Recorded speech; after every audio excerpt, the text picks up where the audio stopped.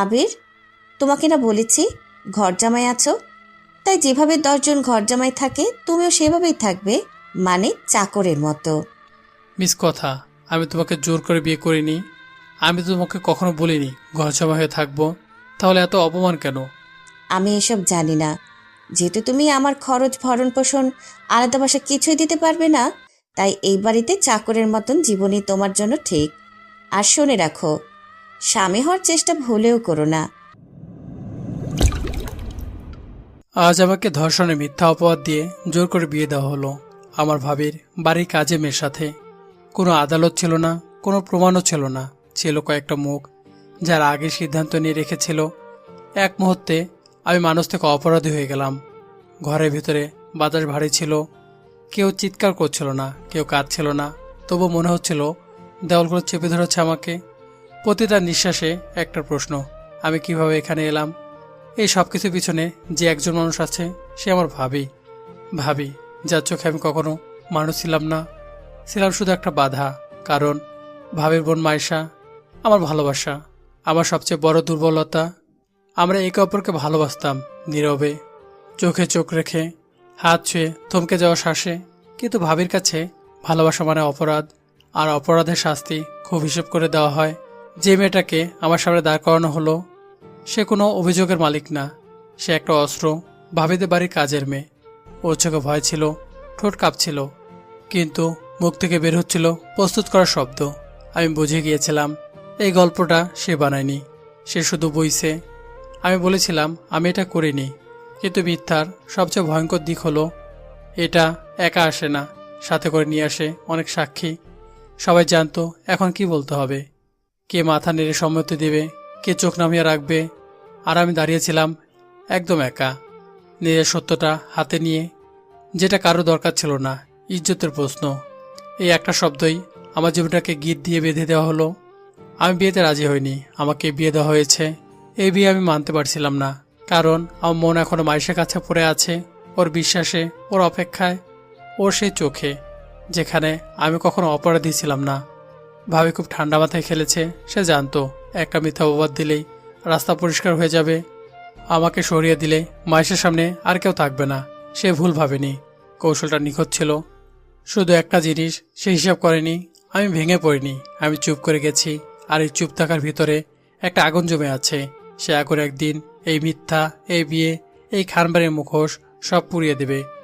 এটা কোনো প্রেমের গল্প না, এটা শুরু একটা প্রতিশোধের। আমার বাবা নেই, মা আছে, কিন্তু তার চোখে সারাক্ষণ একরাশ ভয়। এই সংসার চলে ভাইয়ার টাকায়, আর সে টাকায় যেন ভাবির হাতে একটা অদৃশ্য রাজদণ্ড। আমি বেকার, এই এক সপ্তাহেই আমার সব পরিচয় শেষ। ভাবি এটা কোনোদিন মেনে নিতে পারেনি, তার চোখে আমি ছিলাম বোঝা, একটা অপ্রয়োজনীয় দায়। এরপর মাইশা, ভাবির ছোট বোন, যার সৌন্দর্যের সামনে সব শব্দ হার মানায়। চোখ ধাঁধানো নয়, মাইশা ছিল এমন এক আলো যার পাশে দাঁড়ালে নিজের অন্ধকারটাও আরও স্পষ্ট লাগে।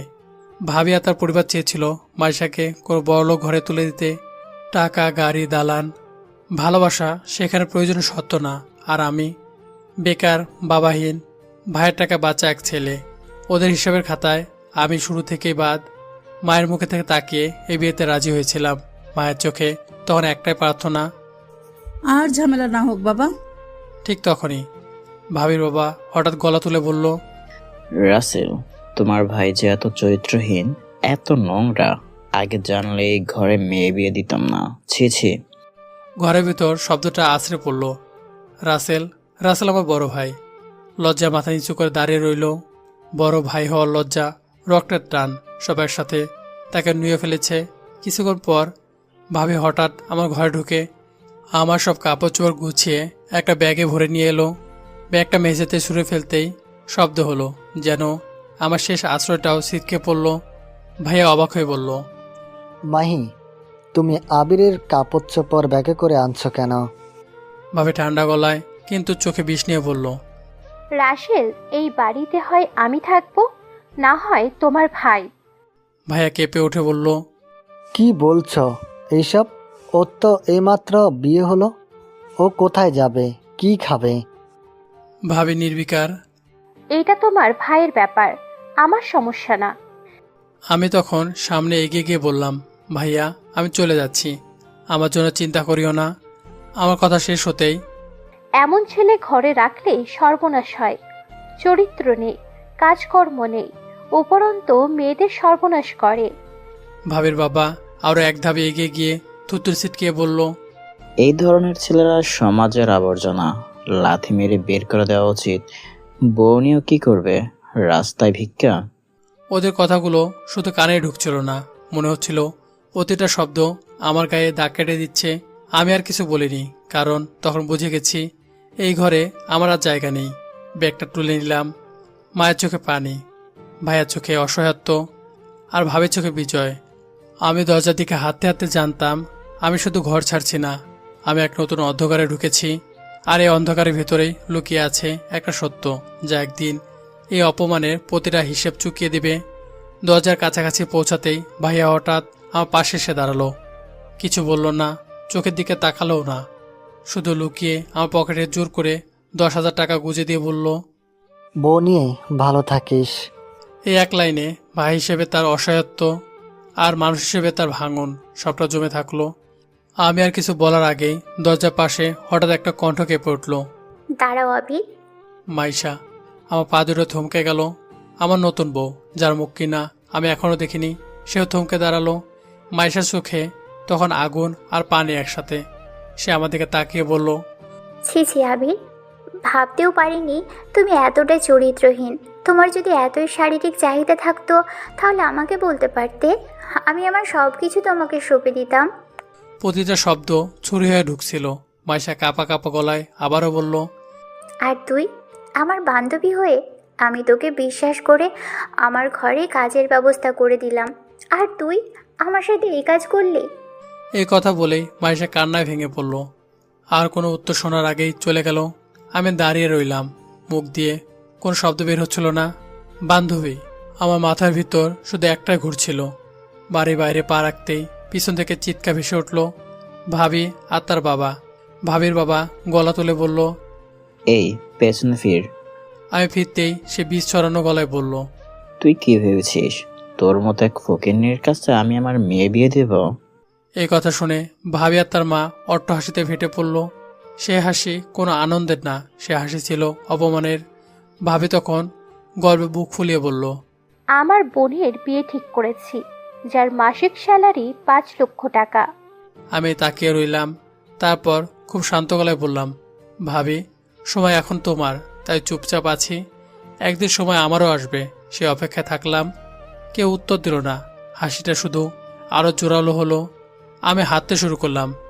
রাতের রাস্তা, হাতে ব্যাগটা ভারী, আর পাশে হাঁটছে আমার বউ, একজন সম্পূর্ণ অচেনা মানুষ। কিছু দূর যাওয়ার পর আমি থামিয়ে জিজ্ঞাসা করলাম, তোমার নাম কি? মাইশা তোমার বান্ধবী হলো কিভাবে? তুমি তো তাদের বাড়ির কাজের মেয়ে। আমি তখনও তার মুখটা ঠিক করে দেখিনি। হঠাৎ পাশে দাঁড়ানো মেয়েটি থেমে গেল। রাগে তার নিঃশ্বাস ভারী, কঠিন কণ্ঠে বলল, বোকা মানুষের এত কিছু জানার দরকার নাই, শুধু নামটা জেনে রাখুন। একটু থেমে একেবারে স্পষ্ট করে বলল, আদিবা জান্নাত কথা খান। আমি থমকে গেলাম। এত রাগ, এত আত্মসম্মান, আর এই নাম!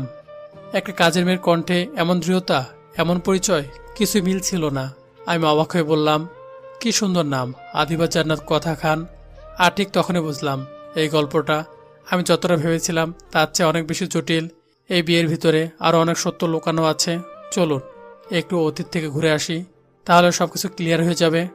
অতীত 2 বছর আগে বাবা মারা গেছেন। সেদিনের পর থেকে আমাদের ঘরের ছাদটা যেন একটু নিচে নেমে এসেছে। সংসারের সমস্ত ভার বড় ভাই রাসেলের কাঁধে। মা কথা কম বলতেন, আর আমি ইঞ্জিনিয়ারিং শেষ করেও নিজেকে এখনও গুছিয়ে নিতে পারিনি। ভাইয়ার বিয়ে হয়েছে মাত্র 6 মাস। সেদিন বিয়ের মণ্ডপে আমি প্রথমবার মাইশাকে দেখি। একবার দেখায় যথেষ্ট ছিল। তারপর ধীরে ধীরে কথা, চেনা জানা আর অদ্ভুতভাবে ভালোবাসা। মাইশা আমাকে ছাড়া কিছুই বুঝতো না। আমি ছিলাম তার দুনিয়া। আমাকে না দেখলে ওর অস্থিরতা বাড়ত। আমার কণ্ঠ না শুনলে ওর নিঃশ্বাস যেন আটকে যেত। আমি জানতাম এই ভালোবাসা অনেকে চোখে অপরাধ, কিন্তু ভাবিনি এই অপরাধের শাস্তি এত ভয়ঙ্কর হবে। ভাবে কিভাবে যেন সবকিছু জেনে যায়, নীরবে ঠান্ডা মাথায়। পরের দিন সে অজুহাত বানায়, ভাবে দাদিকে দেখাশোনার জন্য একটা কাজের মেয়ে রেখেছে। মাইশা নাকি তাকে নিয়ে আমাদের বাসায় বেড়াতে এসেছে। সেদিন রাতটা অস্বাভাবিক শান্ত ছিল। খাওয়া দাওয়ার পর মায়েশা খুব শান্ত গলায় বলল, আবির, গভীর রাতে রুমে আসিও, জমি আড্ডা দিব। আমি হাসলাম, ঠিক আছে আসবো। আমি নিঃশব্দে ও রুমে ঢুকলাম। অন্ধকারে ছায়া দেখে পিছন থেকে তাকে জড়িয়ে ধরলাম, যেমনটা আগেও করেছি। কিন্তু হঠাৎ চিৎকার, একটা কণ্ঠ, ভয়ে ফাটা, অচেনা। কে আপনি? কে আমাকে জড়িয়ে ধরেছেন? আমার মাথার ভিতরে বাজ পড়ল। আমি দ্রুত হাত ছাড়িয়ে বললাম, আপনি কে? এই রুমে কি করছেন? ঠিক সেই মুহূর্তে বাইরে থেকে ভাবে চিৎকার। সবাই কোথায়? আবির আমাদের বাড়ির কাজের মেয়েকে ধর্ষণ করেছে। চিৎকারে হইচই, দরজা খোলা, মানুষ ঢোকা। আমি পাথরের মতো জমে গেলাম। মুখ দিয়ে কোনো শব্দ বের হলো না। কাজের মেয়েটাও নিশ্চুপ, চোখ বড় বড়, শরীর শক্ত। মনে হলো সে বুঝে উঠতে পারছে না সে কোন গল্পের ভিতরে ঢুকে পড়েছে। ভাবি তখন তিলকে তাল বানাতে শুরু করলো, এক একটা শব্দ আগুনের মতো। রাসেল, তোমার ভাই মেয়েটাকে ধর্ষণ করেছে। এখন ওকে বিয়ে করতে হবে, না হয় পুলিশ কেস করব। হঠাৎ সে বেটা কাঁপা কাঁপা গলায় বলল, উনি উনি আমাকে ধর্ষণ? এইটুকুই। ভাবি সঙ্গে সঙ্গে তাকে থামিয়ে দিল, চোখে এমন দৃষ্টি যেন কথা বলে শাস্তি নিশ্চিত। হ্যাঁ, আমি জানি আবির তোকে ধর্ষণ করেছে। মা তখন কাঁদতে কাঁদতে বললেন, বোমা, পুলিশ ডাকিও না, আমার ছেলে মেয়েটাকে বিয়ে করবে। মায়ের গলায় ভয়, পুলিশের ভয়, সমাজের ভয়। এক কোণে দাঁড়িয়ে মায়েশা কাঁদছিল নিঃশব্দে, চোখে এমন কষ্ট যেন তার সব বিশ্বাস এই এক রাতেই মরে গেছে। কোনো প্রশ্ন, কোনো তদন্ত, কোনো সত্য কিছু দরকার হয়নি। কাজে ডাকা হলো, তাড়াহুড়ো, কবুল। আমি জানতাম না আমি বিয়ে করছি নাকি আমাকে সাজা শোনানো হচ্ছে। সব শেষ হওয়ার পর হঠাৎ ঘরটা ফাঁকা লাগছিল। তখন আমার সদ্যবিবাহিত বউ। আমি তাকিয়ে রইলাম। এই প্রথম বুঝলাম এটা শুধু আমার অতীত না, এটা একটা পরিকল্পনা। আর এই পরিকল্পনার শেষ অধ্যায় এখন লেখা হয়নি, বর্তমান। অতীতের কথাগুলো ভাবতে ভাবতে কখন যে বাস স্ট্যান্ডে এসে দাঁড়িয়েছি খেয়ালই নেই। চারপাশে মানুষের কোলাহল, বাসের হর্ন, চায়ের কাপের চামচের শব্দ, সবকিছু যেন আমার থেকে অনেক দূরে। পাশে দাঁড়িয়ে আছে কথা, আমার বর্তমান স্ত্রী, একজন সম্পূর্ণ অচেনা মানুষ যার সাথে আমার জীবনটা হঠাৎ জুড়ে দেওয়া হয়েছে। আমি হঠাৎ কথাকে জিজ্ঞাসা করলাম, আচ্ছা আমাকে বোকা কেন বললে, একটু বলবে? কথা আমার দিকে তাকালো, তার চোখে কোনো ভয় নেই, বরং অদ্ভুত এক ঠান্ডা আত্মবিশ্বাস। কথা হালকা হাসলো, তারপর বলে, হজম করতে পারবেন? জানলে বলবো। আমি কেঁপে উঠলাম। কেন? এমন কি আছে যা আমি জানি না? কথা ধীরে ধীরে বলল, আপনি মাইশাকে ভালোবাসেন, তাই না? আমি এক মুহূর্ত দেরি করলাম না। হ্যাঁ, আমি আর মাইশা একে অপরকে খুব ভালোবাসি। কথা আবার প্রশ্ন করলো, তাহলে আপনি আমার রুমে কেন গিয়েছিলেন? আমি থমকে গেলাম। তারপর বললাম, ওই রুমে তো মাইশা থাকার কথা ছিল। ওই রাতে ও আমাকে আসতে বলেছিল। মাইশা না থাকলে তুমি সেখানে কিভাবে গেলে? কথাগুলো মুখ থেকে বের হতেই হঠাৎ আমার নিজের কণ্ঠই আমার কানে অচেনা লাগলো। আমি চুপ করে গেলাম। কিছুক্ষণ পর ধীরে ধীরে বললাম, তার মানে আমাকে ফাঁসানোর পিছনে মাইশারও হাত আছে? কথা ঠান্ডা গলায় বলল, এতক্ষণে বোকার মাথায় বুদ্ধি ঢুকছে, তাই না? আমার বুকের ভেতরটা মোচড় দিয়ে উঠল। কথা বলে, হ্যাঁ, মাইশা পুরোপুরি জড়িত। রাতে খাবার শেষ করে ওই রুমে আমাকে থাকতে বলেছে মাইশা। আমি হতভম্ব হয়ে বললাম, কিন্তু মাইশা কেন আমাকে ভাসাবে? ও তো আমাকে ভালোবাসে। কথা এবার সরাসরি আমার চোখের দিকে তাকালো, তার কণ্ঠে ছিল তাচ্ছিল্য, কিন্তু তাতে কোনো মিথ্যে নেই। মিস্টার আবির, আপনি একেবারে বোকা হাজবেন্ড। মাইশা ভালোবাসতো ঠিক, কিন্তু তার বিয়ে ঠিক হয়েছে। তার হবু স্বামীর মাসিক ইনকাম 5 লক্ষ টাকা। ইনকামের সাথে ছেলেও তোমার মতো সুদর্শন। প্রতিটা শব্দ আমার মাথার ভিতরে বাজ পড়ার মতো আঘাত করছিল। কথা আবারও বলে উঠল, ও চাইতো না আপনি তার বিয়েতে ঝামেলা করেন, তাই এই প্ল্যান। কিন্তু এইভাবে আমাকে ফাঁসানো হবে আমি নিজেও বুঝতে পারিনি। নিজের সুখের জন্য আমাদের বলে দিল। আমি কাপা গলায় বললাম, তুমি নিশ্চিত মাইশা আমাকে? কথা দীর্ঘশ্বাস ফেলল। আপনি শিক্ষিত মানুষ, নিজের ব্রেনটা ব্যবহার করুন। কথা আরও বলে, মাইশা আমার সম্পর্কে কিছুই না জেনে এই ফাঁদে ফেলেছে আমাকে। কিন্তু যেদিন মাইশা জানবে কথা কোন বংশের মেয়ে, সেদিন তার পায়ের নিচের মাটি সরে যাবে। এই কথাটায় আমি যার থমকে গেলাম। বাস স্টেশনে ভিড়, হর্ন, মানুষ, সব মিলিয়ে গেল। আমি ধীরে ধীরে প্রশ্ন করলাম, আচ্ছা তুমি আসলে কে? তোমার কথাবার্তা শুনে একদমও মনে হয় না যে তুমি কোনো কাজের মেয়ে। কথা আমার দিকে তাকালো, তার ঠোঁটে এক চিলতে রহস্যময় হাসি। সে কিছু বলল না। আর এই না বলার মধ্যে আমি বুঝে গেলাম এই মেয়েটা আমার জীবনে শুধু জোর করে দেওয়া বউ না, এই মেয়েটা এক বিস্ফোরণ। আর সেই বিস্ফোরণ এখনো ঘটেনি। কথা কিছু বলতে যাবে, ঠিক তখনই চারদিক থেকে 40-50 জন লোক এসে আমাকে আর কথাকে ঘিরে ধরল। হঠাৎ চারপাশ অচেনা হয়ে গেল, মানুষ, গলা, চোখ সব একসাথে। আমি ভয়ে কথা হাতটা শক্ত করে ধরলাম, কণ্ঠ কাঁপলেও সাহস জড়ো করে বললাম, কে আপনারা? আমাকে আর আমার স্ত্রীকে এবার ঘিরে ধরেছেন কেন? কথার সঙ্গে সঙ্গে আমার হাত ছাড়িয়ে নিল। ঠান্ডা কিন্তু কঠিন কণ্ঠে বলল, কে আপনার স্ত্রী? আমি কারো স্ত্রী নই। আমার বুকের ভিতরটা হু হু করে উঠল। লোকজনগুলোর একজন সম্মানসূচক ভঙ্গিতে কথার দিকে তাকিয়ে বলল, ম্যাডাম, গাড়িতে উঠুন। কোনো কথা না বলে চুপচাপ গাড়িতে উঠে গেল। আর ঠিক তখনই দুজন লোক আমাকে টেনে গাড়ির দিকে নিয়ে গেল। আমি কিছু বুঝে ওঠার আগেই নিজেকে গাড়ির ভিতরে আবিষ্কার করলাম। গাড়ির দরজা বন্ধ হলো ঢপ করে। আমি ভয়ে থরথর করে কাঁপছিলাম। আর কথা, সে আমাদেরকে তাকিয়ে আছে, রাগে নয়, এক অদ্ভুত শীতল দৃষ্টিতে। গাড়ি চলতে লাগলো। কতক্ষণ চলেছে আমি জানি না। গাড়ি হঠাৎ থামলো, একটা ভারী হর্ন বাজলো। ধীরে ধীরে লোহার গেট খুলে গেল। গাড়ির জানালা দিয়ে তাকিয়ে আমি যা দেখলাম, আমার নিঃশ্বাস আটকে গেল। গেটের ওপারে বড় করে লেখা খানবাড়ি। বাড়ি বলা ভুল হবে, এটা যেন এক রাজপ্রাসাদ।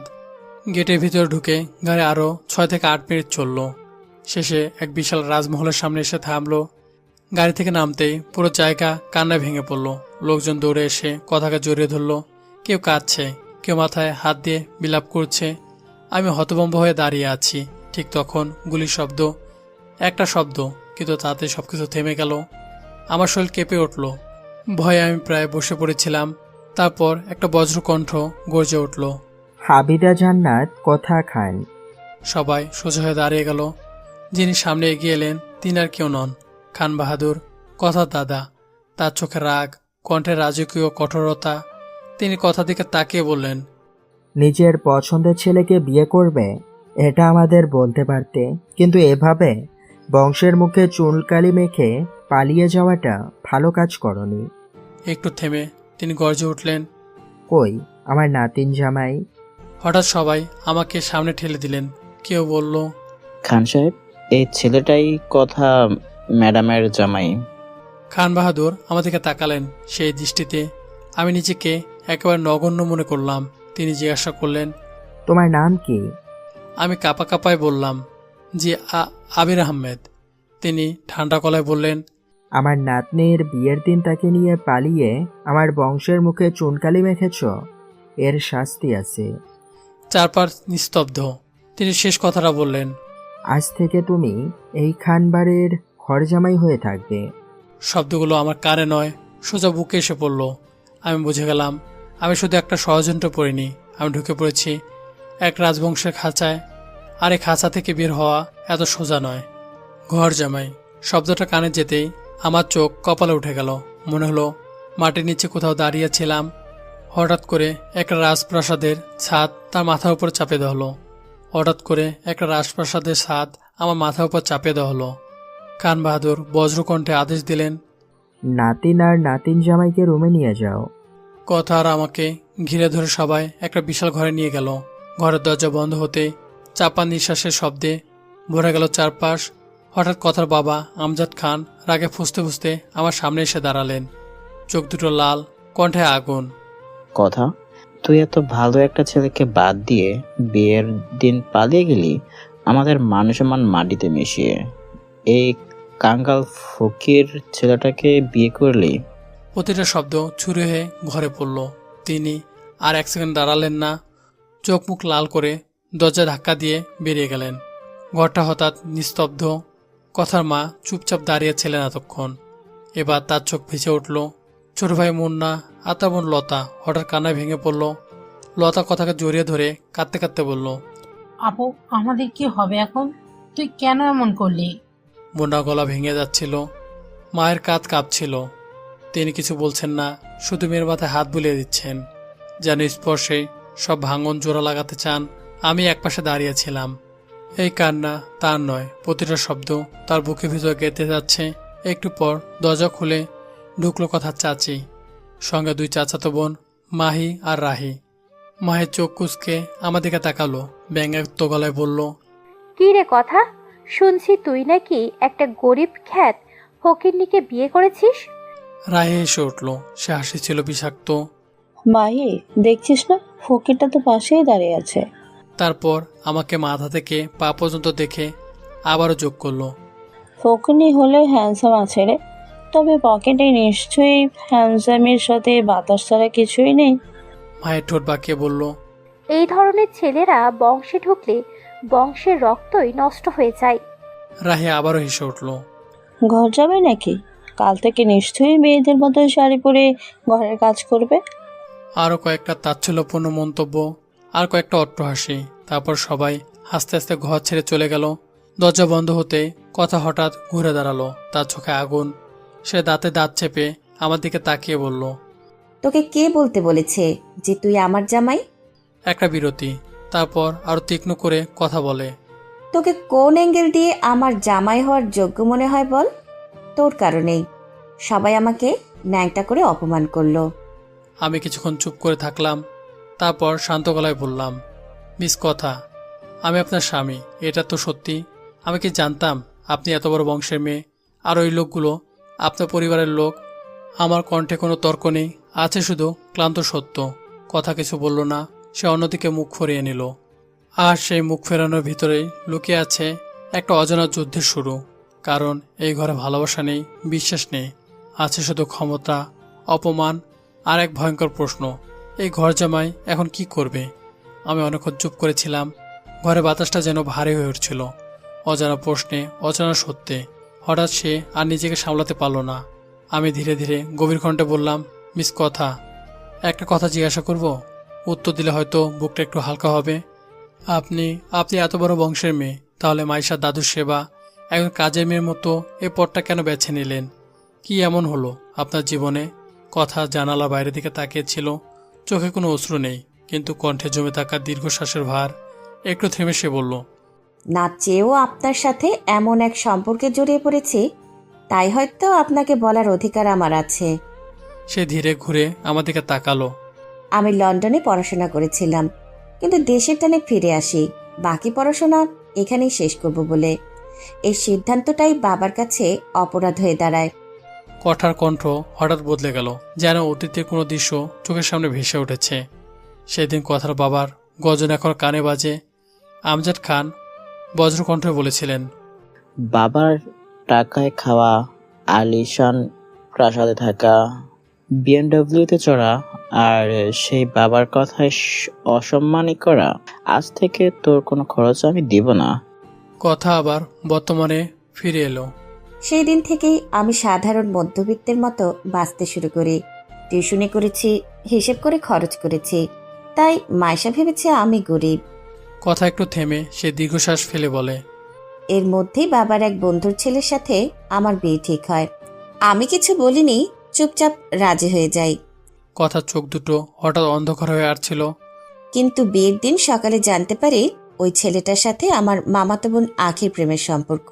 ওরা দুজনেই আমার কাছে এসে সব খুলে বলে, আর এই কথাগুলো দাদুও শুনে ফেলেন। কথার ঠোঁটে তিক্ত হাসি। দাদুর বুদ্ধিতেই আমি সেদিন পালিয়ে যাই। আমি অবাক হয়ে প্রশ্ন করলাম, তাহলে মাইশা দাদুর সেবার দায়িত্ব কিভাবে নিলেন? কথা চোখ নামিয়ে বলল, পালিয়ে যাওয়ার পর রাস্তায় মাইশার সাথে দেখা হয়। সে একটা কাজের কথা বলেছিল, তার সাথে ছিল আপনার ভাবি। কথা কণ্ঠটি আরো ঠান্ডা করে বলে, আপনার ভাবি বলেছিল দাদুর সেবার জন্য একজন লোক দরকার, থাকা খাওয়া থাকবে, সাথে টাকা। আমি রাজি হয়ে যাই। কিছুদিন লুকিয়ে থাকার দরকার ছিল আমার, তাই। আমি গলা শক্ত করে বললাম, তুমি কি আগে থেকে জানতে ভাবি আর মাইশা আমাকে ফাঁসাবে? কথা মাথা নেড়ে বলল, হ্যাঁ, একদিন বুঝে যাই। কথা ধীরে ধীরে বলতে লাগলো, একদিন মাইশাকে একটা ছেলে দেখতে আসে। ছেলেটা হ্যান্ডসাম, পরিবারও অভিজাত। ওরা চলে যাওয়ার পর আমি শুনি মাইশা আর আপনার ভাবির কথা।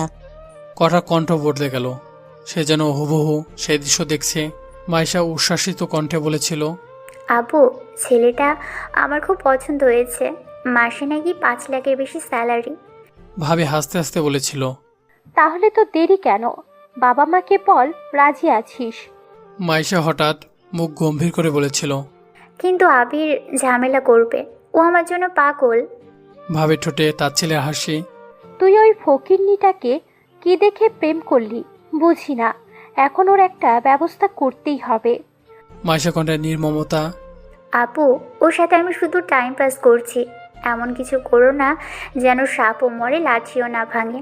ওর মতো কাঙাল একটা ছেলে কি বুঝবে ভালোবাসা? ইঞ্জিনিয়ার হলেও ভবিষ্যৎ নেই, মিয়াবাড়ি দরজার ধুলো ওর কপালে জুটবে না।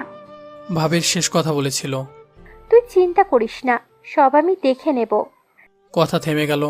ঘরের ভিতরে নিঃশব্দ বিস্ফোরণ। আমি তখন বুঝতে পারলাম আমি শুধু অন্ধ ছিলাম না, আমি ছিলাম এক নিখোঁজ ষড়যন্ত্রের কেন্দ্রবিন্দু। আর এই খেলায় আমি এখন খানবাড়ির ঘর জামাই, ইচ্ছায় নয়, শাস্তি হিসেবে। রাতে খাবারের জন্য যখন সবাইকে ডাক দেওয়া হলো, তখন কথা আর আমি দুজনে জানতাম এই টেবিলটা খাবারের জন্য নয়, এটা বিচারালয়। না চাইতেও আমরা গেলাম, কিন্তু আমি তাকাতে যেন চারিদিক থেকে অপমানের তীর ছুঁড়ে আসতে শুরু করলো। রাহি ঠোঁট বাঁকিয়ে তার ছেলে হাসি হেসে বলল, বড় আব্বু, এই ফকিন্নি ঘর জামাই কি আমাদের সাথেই খাবে নাকি? তাও আবার এক টেবিলে? এমন হলে আমি আমার শ্বশুরবাড়ি চলে যাব, খান বাড়িতে আর পাই রাখবো না। তার কথা রেশ কাটতে না কাটতেই মাহে চোখ দিল। ঠিকই তো, এই ফকিন্নির কি কোনো যোগ্যতা আছে আমাদের পাশে বসে খাওয়ার? কথা যে কি দেখে এমন ছেলেকে বিয়ে করলো, এটাই তো রহস্য। চাচির কণ্ঠে ছিল বিষাক্ত শঙ্কা। ভাই সাহেব, এইসব মিসকিন যদি আমাদের বাড়ির জামাই, এটা যদি সমাজের কানে যায় আর আমার মেয়ে শ্বশুর বাড়ি জানে, তাহলে খানবাড়ির মান সম্মান মাটিতে মিশে যাবে। প্রতিটা শব্দ যেন আমার বুকের ভেতর গেঁথে যাচ্ছিল। চোখের কোণে জল জমে উঠল, কিন্তু আমি মাথা নিচু করে দাঁড়িয়ে রইলাম, কারণ এ বাড়িতে মাথা তুলে দাঁড়ানোর অধিকার আমার নেই। হঠাৎ আমজান খানের গভীর কণ্ঠ ভেসে এলো। কথা, তোর জামাইয়ের নাম কি রে? কথা ঠান্ডা গলায় বলল, আবির আহমেদ। আমজাদ খান আমার দিকে একবার তাকিয়ে বললেন, আবির, তুমি রুমে যাও, তোমার খাবার রুমে পাঠিয়ে দেওয়া হবে। আর কাল থেকে এই বাড়ির বাজার সদাই কে কি চায় সব তুমি দেখবে। কেউ যেন না বলে তুমি বসে খাচ্ছ। এই কথাটাই ছিল শেষ আঘাত। আমি আর কিছু বললাম না, শুধু মাথা নেড়ে বললাম, জি। আর ধীরে ধীরে সেখান থেকে সরে গেলাম। রুমে ঢুকতেই আকাশ ভেঙে পড়ল। অজর কাটতে কাটতে মনে মনে বলছিলাম, আল্লাহ, আমি কি এমন অপরাধ করেছি? নিজের বাড়িতে অপমান, আর আজ এই খান বাড়িতে অপমানের পর অপমান। অন্যদিকে খাবার টেবিলে কথা এক ফোঁটা খেলো না। সে উঠে দাঁড়িয়ে বলল, আমি খাবো না, আমাদের খাবার পাঠানোর দরকার নেই। কিছুক্ষণ পর কথা রুমে ঢুকতেই দৃশ্যটা দেখে থমকে গেল। একজন পুরুষ ভেঙে পড়েছে, নিঃশব্দে কাঁদছে। এক মুহূর্তের অবাক ভাব কাটিয়ে তার ভিতরে রাগটা যেন বেরিয়ে এলো। কথা গলা চড়িয়ে বলল, ওরা তো ঠিকই বলছে, তুই কি সত্যি আমার যোগ্য? আমি কিছু বলার আগেই সে আরো তীক্ষ্ণ হয়ে উঠল। বাবার লোকগুলো যখন আমাকে নিতে এলো, তখন কেন নাটক করতে গেলি? কেন বললি আমি তোর বউ? না বললে দুইজন দুই পথে চলে যেতাম, এই বিয়েটাও গোপন থাকতো। আমি চোখ ভেজা কণ্ঠে বললাম, আমি ভেবেছিলাম ওরা তোমাকে জোর করে তুলে নিতে এসেছে। কথার চোখে তখন আরো এক ফোঁটা নরম ভাব নেই। সে ঠান্ডা নিষ্ঠুর স্বরে বলল, কাল থেকে মনে রাখবি, তুই এই বাড়ির ঘর জামাই না, তুই এই বাড়ির কাজের লোক। আমার জামাই হওয়ার চেষ্টা করবি না, কোনো অধিকার দেখাতে আসবি না, কাজের লোকের মতো থাকবি। প্রতিটা শব্দ আমার বুকে পাথর মতো পড়ল। আমি বুঝে গেলাম এই বাড়িতে আমার যুদ্ধ এখনই শুরু হয়েছে, আর এই যুদ্ধে আমার একমাত্র সম্বল সহ্য করা। দিন শেষ হয়েছিল অপমানের ভারে। কথা আর একটা শব্দ উচ্চারণ করলো না। হঠাৎ আলমারির পাশে রাখা বালিশটা তুলে আমাদেরকে ছুঁড়ে মারল। এটা মাথার নিচে দিয়ে মেঝেতে শুয়ে পড়ো। শব্দটা ছিল ঠান্ডা অথচ তীক্ষ্ণ। আমি কোনো প্রতিবাদ করলাম না, চুপচাপ বালিশটা তুলে নিয়ে মেঝেতে শুয়ে পড়লাম। ছাদের দিকে তাকিয়ে আমার চোখ ভিজে উঠল। মনে মনে ফিসফিস করলাম, আল্লাহ, এমন কি পাপ করেছি আমি? কেন এত অপমান, এত লাঞ্ছনা আমার কপালে? আমার বুকের ভিতর এক অদৃশ্য আগুন জ্বলছিল। নিজে নিজেকে প্রতিজ্ঞা করলাম, যেভাবেই হোক একটা ভালো চাকরি খুঁজতে হবে। এই ঘরজামা হয়ে থাকা, এভাবে পায়ের নিচে মারিয়ে দেওয়া অপমান আর কতদিন? অন্যদিকে বিছানার উপর কথা বালিশে মুখ গুজে কাঁদছিল অঝরে নিঃশব্দে। তার কান্নার শব্দ কেউ শুনল না, শুধু অন্ধকার জানলো। কিন্তু কথা কেন কাঁদছিল? আমার জন্য, নাকি নিজের ভাঙা জীবনের জন্য, নাকি সেও বন্দী এই রাজপ্রাসাদের সোনালী খাঁচায়? রাত নিঃশব্দে পেরিয়ে গেল। ভোরে আলো পুরোপুরি ছাড়বার আগে হঠাৎ ঠান্ডা পানির ঝাপটা। আমি লাফিয়ে উঠে চিৎকার করে বললাম, কে কে এইভাবে গায়ে পানি ঢালছে? সামনে দাঁড়িয়ে রাহি, তার চোখে তার ছেলের আগুন। চাকরের বাচ্চা, এইবারের মেয়েকে ভুলিয়ে ভালিয়ে বিয়ে করে ঘর জামাই হয়ে বসে খাওয়া স্বপ্ন দেখেছিস? যা বাজারে যা, এই লিস্টে যা লেখা আছে সব নিয়ে আয়। কথাগুলো ছুরির মতো কেটে গেল। ঠিক তখনই বাথরুমের দরজা খুলে কথা বেরিয়ে এলো, চুল ভেজা, মুখ গম্ভীর। কি হয়েছে? এত চেঁচামেচি কেন?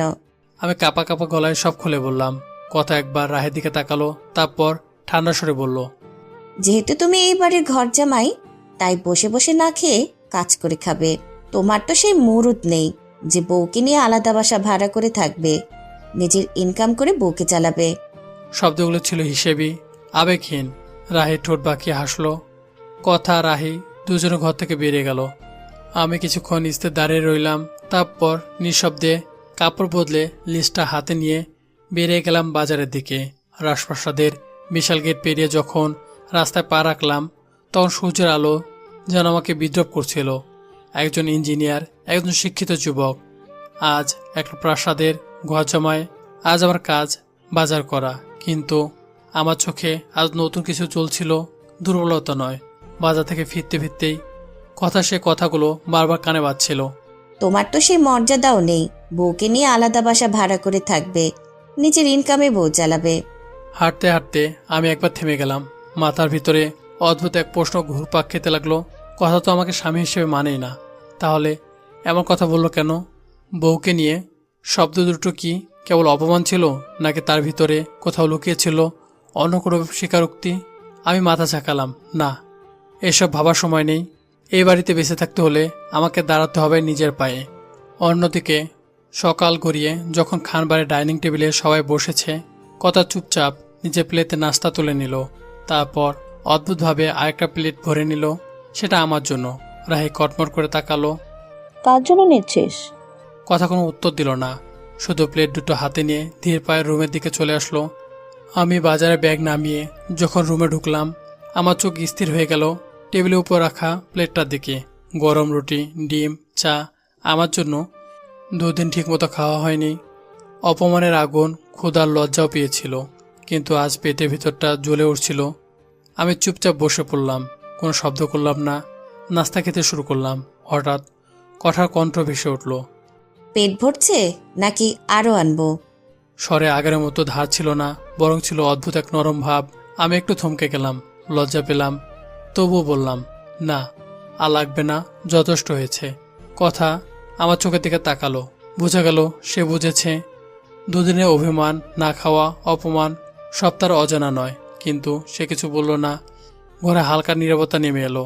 খাওয়া শেষ করে আমি ধীরে ধীরে বললাম, কথা আমি একটু বাইরে যাব, সন্ধ্যার মধ্যে চলে আসব। কথা কোনো প্রশ্ন করলো না, কোথায় যাবে, কেন যাবে, কিছুই না। শুধু নিঃশব্দে ঘর থেকে বেরিয়ে গেল। আমি আলমারির পাশে রাখা নিজের পুরনো ব্যাগটা টেনে নিলাম। ভেতর থেকে কিছু কাগজ বের করলাম, সার্টিফিকেট, ইঞ্জিনিয়ারিং ডিগ্রি, কিছু সিভি। আমি একবার গভীর শ্বাস নিলাম। আজ অপমানের বাজার না, আজ নিজে মান সম্মানের খোঁজে বেরোবো। খানবাড়ির বিশাল গেট পেরিয়ে যখন বাইরে পা রাখলাম, আমার চোখে আজও ভয় নেই, আছে সংকল্প।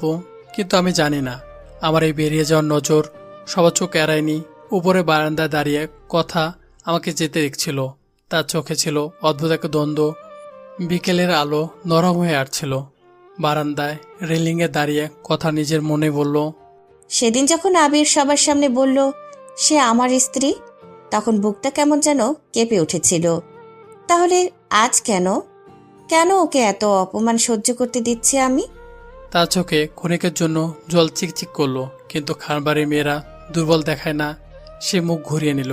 ঠিক সেই সময় গেটের বাইরে গাড়ির শব্দ। আমি ফিরেছি। আজ আমার মুখে অদ্ভুত এক আলো, চোখে আত্মবিশ্বাসের রেখা, মনে যেন কোন সুসংবাদ। কিন্তু সে ঘরের ভিতরে ঢুকতে বজ্রবারের মতো গর্জে উঠলেন আমজাদ খান আর বললেন, এই যে নির্লজ্জ, বেহায়ার ঘর জামাই, তোকে কি বলা হয়নি এই বাড়ির বাজার কার কি লাগে সব দেখবে? তুমি কোথায় গিয়েছিলে? আমি মুখ খুলতে যাব তার আগেই রাহের বিষাক্ত কণ্ঠ। এই চাকরের বাচ্চা, আমাদের না বলে কোথায় গেলি? হ্যাঁ, তোর মতো বেজন্মা ছেলেকে কি দেখে কথা বিয়ে করলো কে জানে। প্রতিটা শব্দ যেন জনসম্মুখে চাবুকের মতো আঘাত করছিল। আমার ঠোঁট নড়ল, কিন্তু কথা হঠাৎ আমার সামনে এসে দাঁড়ালো। আবির, তোমাকে না বলেছি ঘর জামাই আছো, তাই যেভাবে 10 জন ঘর জামাই থাকে তুমিও সেভাবেই থাকবে, মানে চাকরের মতো। তার কণ্ঠ ঠান্ডা, ধারালো, কোনো আবেগ নেই। এরপর সে ঘুরে দাঁড়ালো। আমার নিঃশব্দ তার পিছু নিলাম।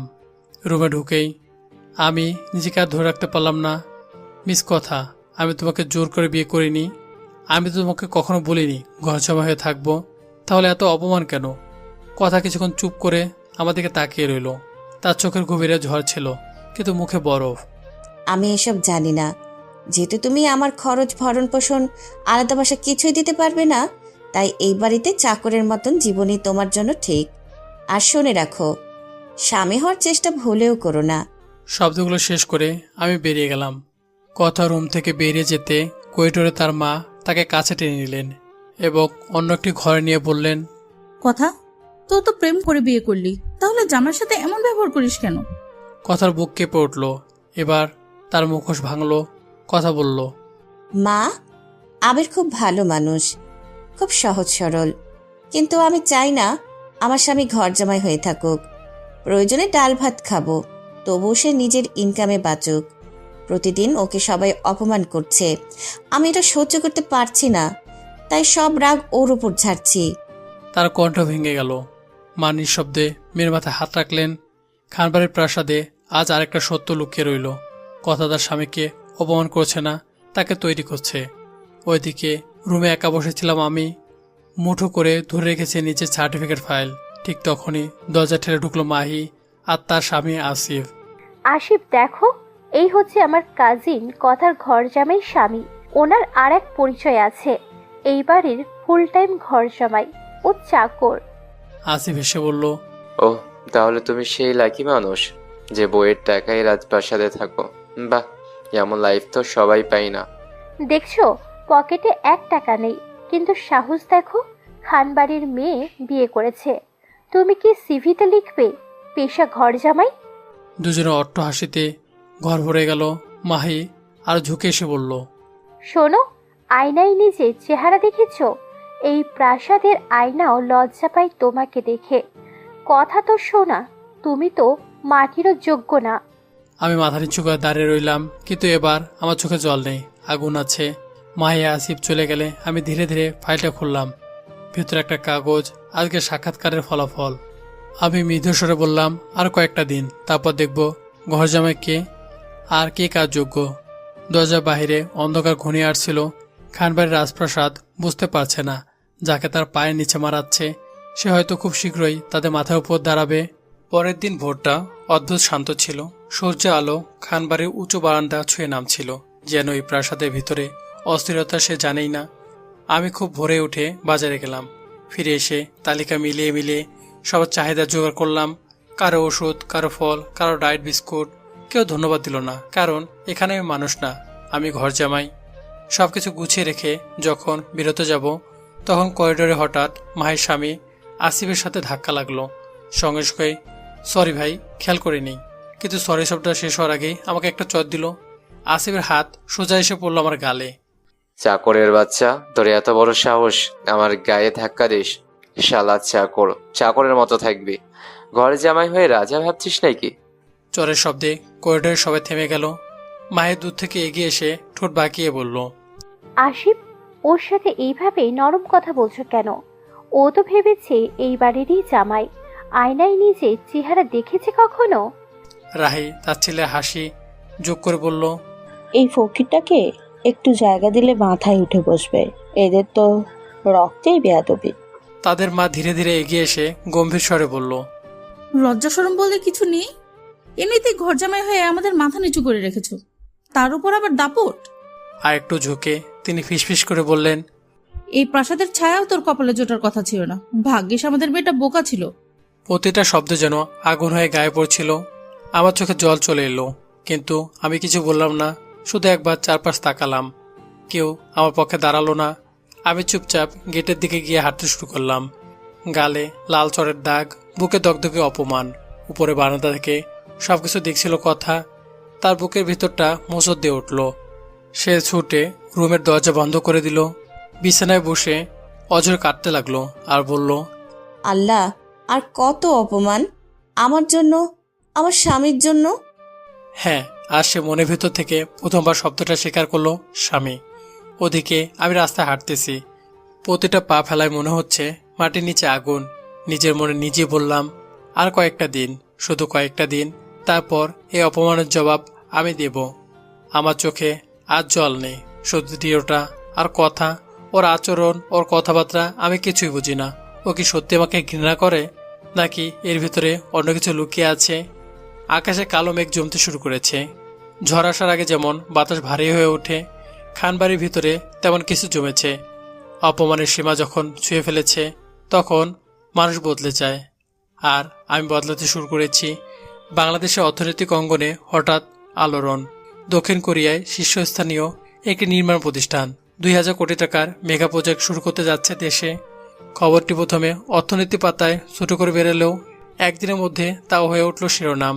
প্রজেক্টটির জন্য আহ্বান করা হয়েছিল ওপেন ডিজাইন প্রপোজাল। দেশের নামকরা স্থপতি, ইঞ্জিনিয়ার, কনসালট্যান্ট অনেকে জমা দিয়েছে তাদের স্বপ্নের নকশা। তাদের ভিড়ের মাঝে ছিল এক অচেনা নাম, আবির। আমি 2 মাস আগে কনসালট্যান্ট জমা দিয়েছিলাম। আমার ডিজাইন ছিল অন্যরকম। মাটির প্রকৃতি, জলাবদ্ধতা, ভবিষ্যৎ ঝুঁকি, ভূমিকম্প, সহনশীলতা সবকিছু এমন সূক্ষ্মভাবে বিশ্লেষণ করা যে কোরিয়ান বোর্ড মিটিংয়ে ঘন্টার পর ঘন্টা আলোচনা চলে শুধু আমার ফাইলটা নিয়ে। অবশেষে ঘোষণা এলো, নির্বাচিত design, code name A17। A17 মানে আবির। 2 বছরের চুক্তি, পারিশ্রমিক 20 কোটি টাকা। কিন্তু আমি শুধু টাকা চাইনি। চুক্তি খসড়ায় আমি যোগ করেছিলাম একটা শর্ত। চুক্তিকালীন সময়ের মধ্যে আমি নিজস্ব কনস্ট্রাকশন কোম্পানি প্রতিষ্ঠা করতে পারবো। কোরিয়ান কোম্পানি এতে কোনো প্রকার বাধা করতে পারবে না। বোর্ড প্রথমে অবাক হয়েছিল একজন তরুণ ডিজাইনারের এমন সাহস, কিন্তু তারা জানতো প্রতিভাকে আটকে রাখা যায় না। চুক্তি সই হলো। পরের দিন দেশের প্রায় সব পত্রিকার শিরোনাম, বাংলাদেশে 2000 কোটি টাকা কোরিয়ান মেগা প্রজেক্ট, তরুণ ডিজাইনারের নকশায় মুগ্ধ বিদেশি প্রতিষ্ঠান। কিন্তু ডিজাইনারের নাম ও ছবি গোপন, A17 নামে পরিচিত। প্রেস কনফারেন্সে কোরিয়ান প্রতিনিধি শুধু বলেছিলেন, তিনি নিজে পরিচয় গোপন রাখতে অনুরোধ করেছেন। অন্ধকার রুমে একা বসে খবরের কাগজটা হাতে নিয়ে ধীরে ধীরে হাসলাম। টাকা থাকলে সবাই আপন হয়। আমার ঠোঁট শক্ত হয়ে এলো। কিন্তু আমি জানতে চাই, কথা কি আমাকে স্বামী হিসেবে মানে, নাকি শুধু পরিস্থিতির জন্য আমার পাশে? আমার চোখে আজ অপমানের জল নেই, বরং এক অদ্ভুত পরীক্ষা নেওয়ার ইচ্ছা। আমার পরিচয় গোপন থাকবে যতদিন না আমি জানতে পারছি কথা কি আমাকে ভালোবাসে, স্বামী হিসেবে মানে কি, সবকিছু জানার আগে নয়। আমি জানতে চাই ওর ভালোবাসা আমার জন্য নাকি আমার অবস্থানের জন্য। ঝড়ের আগে যেমন আকাশ স্তব্ধ থাকে, আমার ভিতরে তেমন এক গভীর নীরবতা। অন্যদিকে আজ মাইশার বিয়ে, 5 লক্ষ টাকার মাসিক বেতনের ছেলের সাথে। আলোকসজ্জা, ব্র্যান্ড পার্টি, আতশবাজি, সবকিছু ঝলমলে। মাইশা আয়নার সামনে বসে নিজের গহনা ঠিক করতে করতে এক মুহূর্তের জন্য থমকে গেল। আমার মুখটা হঠাৎ মনে পড়ে গেল। আমার শান্ত চোখ, অপমানের পরের নীরবতা। সে তাতে মাথা ঝাঁকালো। না, ও তো একটা দুঃস্বপ্ন ছিল। তার কি আছে, আমাকে কি দিবে? তার ঠোঁটে আবার সাজানো হাসি, কিন্তু হৃদয়ের গভীরে কোথাও যেন অজানা শূন্যতা। এদিকে খানবাড়ি, ড্রয়িং রুমে ভারী পরিবেশ। আমজাদ খান ও আজাদ খান বসে আছেন। কথাকে ডাকা হয়েছে। কথা নিচে নেমে এসে বলল, আব্বু চাচ্চু কিছু বলবে? আমজাদ খান গভীর স্বরে বললেন, আমাদের কোম্পানিতে ম্যানেজার লাগবে। আগের ম্যানেজার 2 কোটি টাকা মেরে পালিয়েছে। তুই ঘরের মেয়ে, তুই জয়েন কর। কথা একটু থামলো। তার চোখে এক ঝলক চিন্তা নিয়ে বলে, আচ্ছা আব্বু, আমি আমিরের সাথে কথা বলে সকালে জানাবো। এই একটি বাক্যে ঘর জমে গেল। আমজাদ খানের চোখ লাল হয়ে উঠে বলে, নিজ কোম্পানি জয়েন করবি, তা ওই ঘর জমে চাকর থেকে জিজ্ঞেস করা লাগবে? কথা এবার মাথা তুলে তাকালো। আব্বু, ঘর জামাই হোক বা চাকর, সে আমার স্বামী। ওর থেকে জিজ্ঞেস করা আমার কর্তব্য। এক মুহূর্তের জন্য নীরবতা। যেন বজ্রপাতের আগে আকাশ থেমে গেছে। আমজাদ খান রাগে কিছু বলতে যাচ্ছিলেন, ঠিক তখন আজাদ খান বলেন, ভাইয়া ওকে চিন্তা করে বলতে দাও, মেয়েটা ভুল কিছু বলেনি। পরিস্থিতি সামনে গেল, কিন্তু আগুন নিভল না। কথা ধীরে ধীরে সিঁড়ি বেয়ে উপরে উঠতে লাগলো। তার ঠোঁটে ক্ষীণ হাসি, মনে মনে বলল, আবিরের থেকে জিজ্ঞেস করার কিছু নেই আব্বু। তোমরা আমাকে আর ওকে নিয়মিত অপমান করো, এটা তার ছোট্ট জবাব। তার চোখে আজ অদ্ভুত তৃপ্তি। সে জানে না তার স্বামী এখন 20 কোটির চুক্তিবদ্ধ ডিজাইনার। সে জানে না তার বাবার কোম্পানি খুব শীঘ্রই যে প্রজেক্টে টেন্ডার পাবে তার মূল ডিজাইনার এসেছে সে ঘর জামাইয়ের হাত থেকে। আর যখন সত্যিটা প্রকাশ পাবে, খানবাড়ির দেওয়াল কাঁপবে, কারণ যে মানুষটাকে তারা চাকর বলেছিল সেই হতে চলেছে তাদের ভবিষ্যতের সবচেয়ে বড় প্রয়োজন। আমি আজ অনেক খুশি। আমার চোখে আজ অন্যরকম আলো। অপমানের ধুলো মুছে ফেলে নতুন ভোরের দীপ্ত। আমি সে আনন্দ বুকের ভিতর লুকিয়ে খানবাড়ি গেটে পা রাখলাম। কিন্তু এই বাড়ি যেন আনন্দ সহ্য করতে পারে না। দরজার কাছে বসে থাকা আসিফ কটপট করে তাকিয়ে বলল, এই যে ঘর জামাই প্রকাশ চাকর, আমার জুতোগুলো মুছে দাও। আজকের দিনটা, আজকের এই সুখের মুহূর্তে এই অপমান যেন অতীতের সব কষ্ট একসাথে জেগে উঠল। কথা দূর থেকে সব দেখছে, তার বুক ধরফর করছে, কিন্তু বাবার বাড়ির দেয়াল তাকে বোবা করে দিয়েছে। আমি কিছু বলতে যাব তার আগেই মাহি ধমক দিয়ে উঠল, কি হলো? চাকরের বাচ্চা কানে শুনিস নাই? আর একবার বলা লাগলেই থাপ্পড় মেরে বলবো। চারপাশ নিরাপত্তা। তারপর ধীরে ধীরে আমি হাঁটু ঘুরে বসি। চোখের কোণে জল চিকচিক করছে, কিন্তু আমি মাথা নিচু করে জুতো মুছতে থাকি। মাহি, রাহি আর আসিফের অট্টহাসি করিডোর কাঁপিয়ে দেয়। সে হাসির শব্দে অপমানের প্রতিধ্বনি লেগে থাকে। কথা আর সহ্য করতে পারে না। রাগে, লজ্জায়, অপমানে তার চোখ ভিজে গেছে। সে ছাদে উঠে যায়। আকাশ যেন তার সাথে কাঁদছে। ঝুম বৃষ্টি নামতে শুরু করছে। রাত অনেক গভীর। আমি নিজের রুমে এসে টেবিলে দেখি খাবার। ক্ষুধা না থাকলেও সারাদিন ক্লান্তি আর শূন্যতা আমাকে বসতে বাধ্য করলো। চুপচাপ খেয়ে নিই। ঘড়ি কাটা 12টা ছুঁই ছুঁই। কথা এখনো আসেনি। হঠাৎ আমার মনে অস্থিরতা। আমি পুরো বাড়ি খুঁজে কথাকে কোথাও পেলাম না। শেষমেশ ছাদে উঠে যাই। বৃষ্টির পানি জমে আছে মেঝেতে। দূরে এক কোণে কথা পড়ে আছে নিথর। কথা। আমি ছুটে যাই। তার শরীর ঠান্ডা, কিন্তু কপাল জ্বলছে আগুনের মতো। আমি তাকে কোলে তুলে নেই। বৃষ্টি ভেজা শাড়ি শরীরে লেপ্টে আছে, কিন্তু আমার দৃষ্টি সেখানে নয়। আমার চোখ শুধু আতঙ্কে ভরা। রুমে এনে বিছানায় শোয়াই। ভয়ানক জ্বর, শরীর কাঁপছে। কথা অচেতন স্বরে বলতে থাকে, আবির, তুমি আমাকে ভালোবাসো না, তাই দূরে চলে যাচ্ছ? আমি বুঝতে পারি জ্বরের ঘোর, কিন্তু প্রতিটা শব্দ আমার বুক ভেদ করে যায়। হঠাৎ কথা আমার হাত শক্ত করে ধরে টেনে নেয় কাছে। তার কপাল আমার বুকে লেগে থাকে। আমাকে ছেড়ে যেও না আবির। বাইরে বৃষ্টি, ভিতরে নিঃশ্বাসের শব্দ। আমি ধীরে ধীরে তার কপালে হাত রাখলাম। জ্বরের তাপে পড়ছে সে। আমি কোথাও যাচ্ছি না কথা, আমি এখানে আছি। কথা আধো ঘুমে আধো জ্বরে আমার বুকের মাঝে মুখ গুজে দেয়।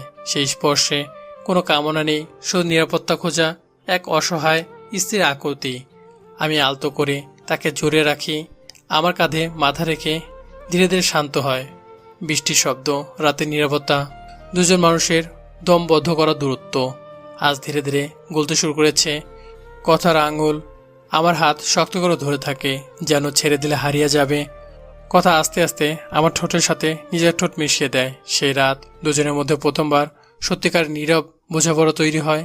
ভালোবাসা কখনো শব্দে আসে না, কখনো আসে শুধু পাশে থাকার প্রতিশ্রুতিতে। ধীরে ধীরে আমরা দুজন ঘুমিয়ে পড়ি একই কম্বলের নিচে, একই উষ্ণতায়। সকাল, মাথা ভারী, চোখ ঝাপসা। কথা ধীরে ধীরে চোখ খুলে সে অনুভব করে তার মাথা কারো বাহুর উপরে। চোখ মেলে দেখে আমি। এক মুহূর্তে গত রাতের অস্পষ্ট স্মৃতি তাকে অস্থির করে তোলে। কিছু মনে পড়েও আবার পড়ে না।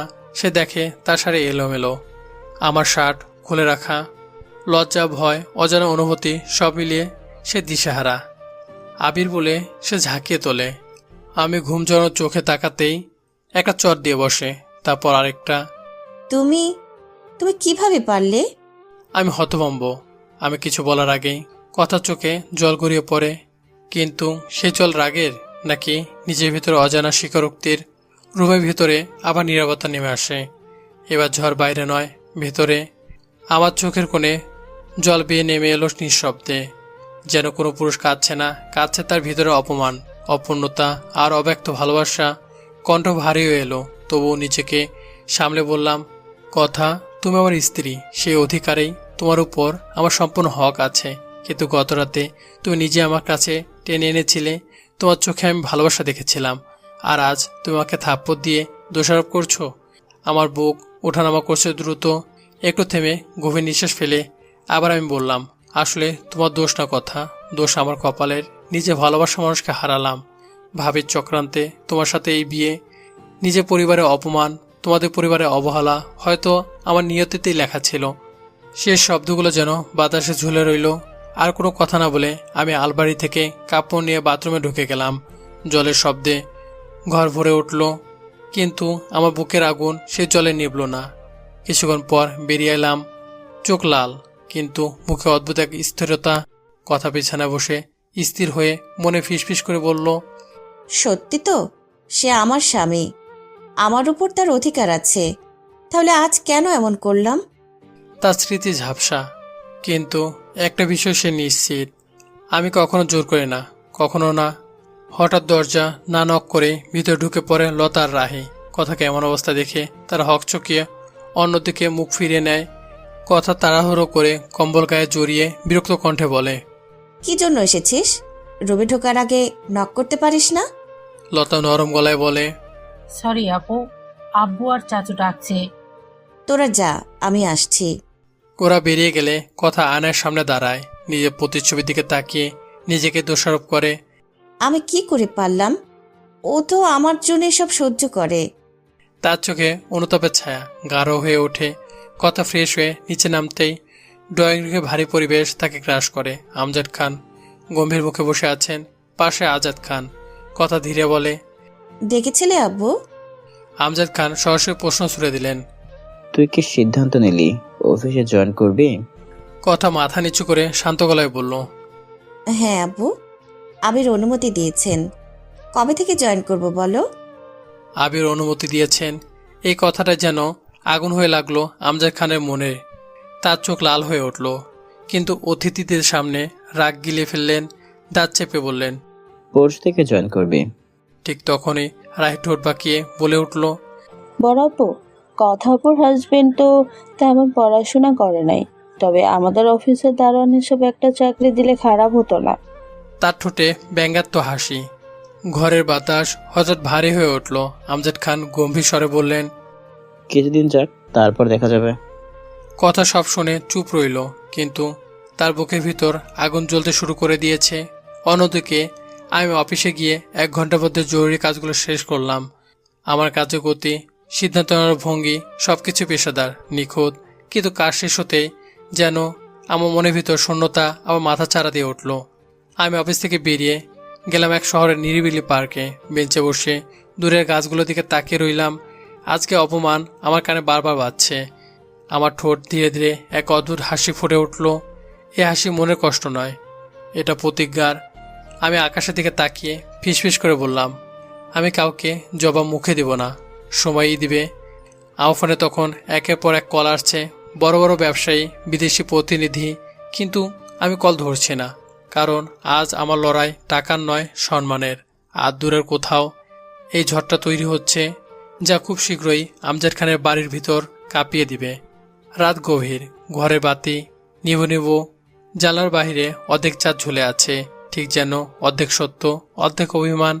আমি দরজা ঠেলে ভিতরে ঢুকতেই কথা স্থির কণ্ঠে বলল, আবির, আব্বু বলেছে আমাদের খান কনস্ট্রাকশন কোম্পানিতে ম্যানেজার হিসেবে জয়েন করতে। আমি হ্যাঁ বলেছি। কথার গলায় দ্বিধা ছিল না, কিন্তু ভিতরে ছিল চাপা উত্তেজনা। আমি জুতো খুলতে খুলতেই শান্ত স্বরে বললাম, আমাকে কেন বলছো? কথা একটু থেমে বলল, তোমাকে জানানোর দরকার ছিল, তাই বললাম। আমি ধীরে মাথা তুললাম। আমার ঠোঁটে এক প্রকার তাচ্ছিল্যে হাসি। যে স্ত্রীর উপর আমার কোনো প্রকাশ্য অধিকার নেই, সে আজ আমাকে জানাচ্ছে। কি অদ্ভুত! কথা চোখে আগুন জ্বলে উঠল। তোর এসব বলার অধিকার আছে? আগে নিজের বউকে আলাদা বাসায় নিয়ে গিয়ে দায়িত্ব নে, তারপর বড় বড় কথা বলিস। থাকে ঘর জামাই, আবার সম্মানের কথা। শব্দগুলো ছুরু হয়ে বাতাসে কেটে গেল। এক মুহূর্ত দাঁড়িয়ে না থেকে কথা রুম থেকে বেরিয়ে গেল।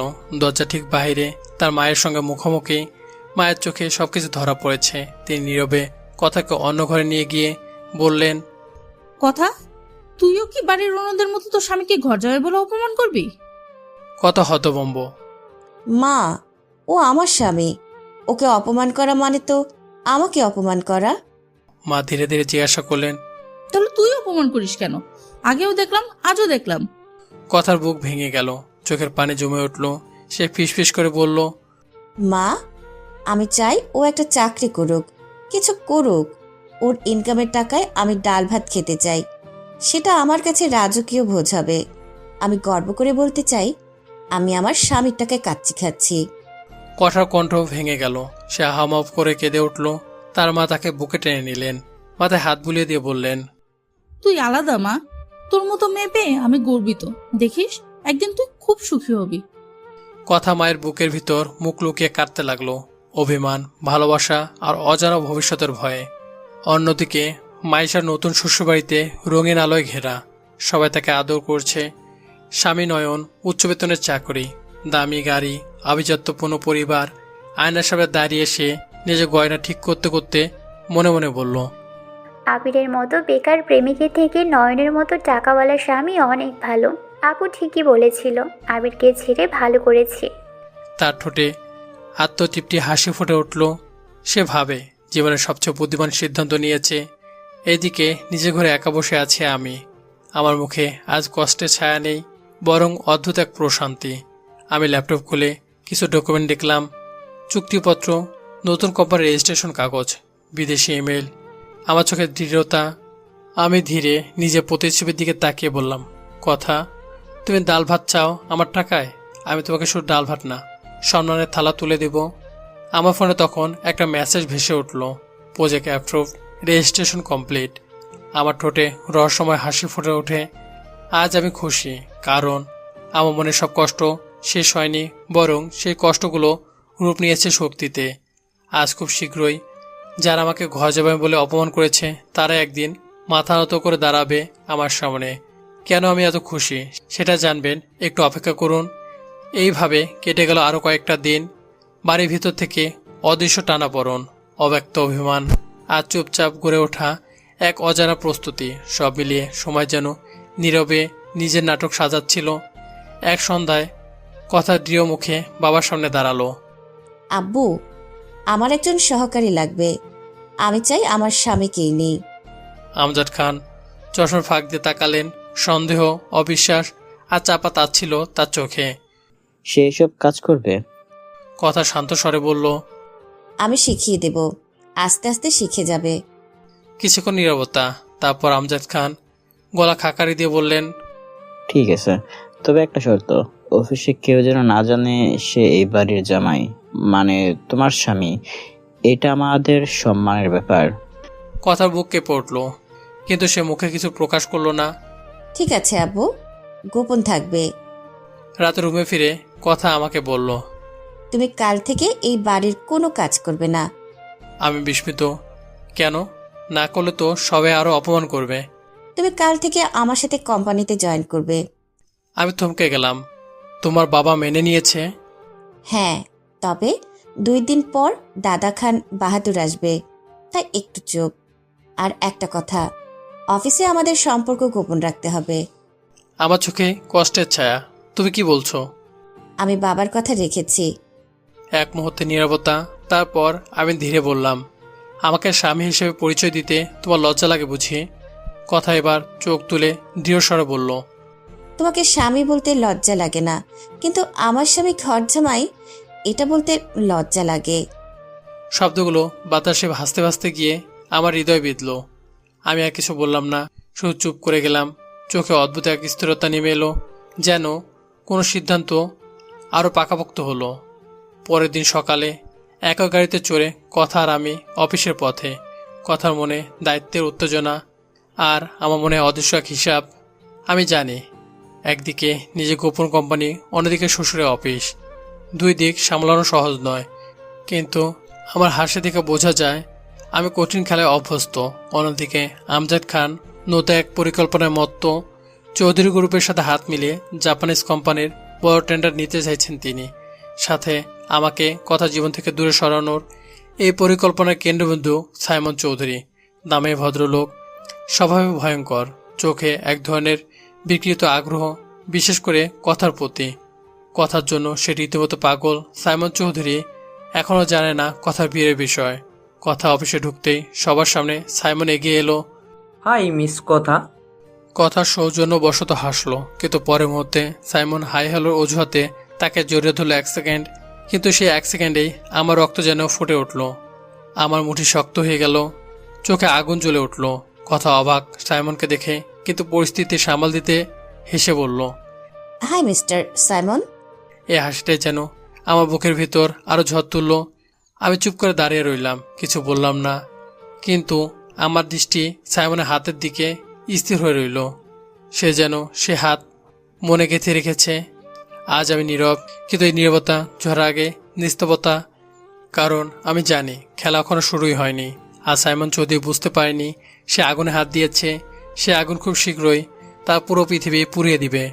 সাইমনের কথা একসময় একই আকাশের নিচে, লন্ডনের ধূসর কুয়াশায় ভেজা দিনগুলির সহপাঠী ছিল। ক্যাম্পাসে করিডোরে পাশাপাশি হাঁটা, লাইব্রেরির নীরব কোণে ফিসফিস স্বপ্ন সবই ছিল। কিন্তু কথার হৃদয়ে দেশমাটির টান ছিল আরও গভীর। সে ফিরে এসেছে বাংলাদেশে, আর সাইমন থেকে গিয়েছিল লন্ডনের আলো ঝলমলে জীবনে। কিন্তু তার মন পড়ে রইল ওই একটা নামের কাছে, কথা। সময়ের সাথে সে আকর্ষণ অসুস্থ এক আবেশে পরিণত হয়। কথা তার নাগালের বাইরে। এই সত্যটা সে মেনে নিতে পারেনি, কারণ মাসখানেক আগে আমজাদ খান হঠাৎ এই অতীতের কথা জানতে পারে। তখনই তার মাথায় জন্ম নেয় এক বিপজ্জনক হিসাব। তিনি গোপনে দেখা করেন সাইমনের বাবা রাজীব চৌধুরীর সাথে।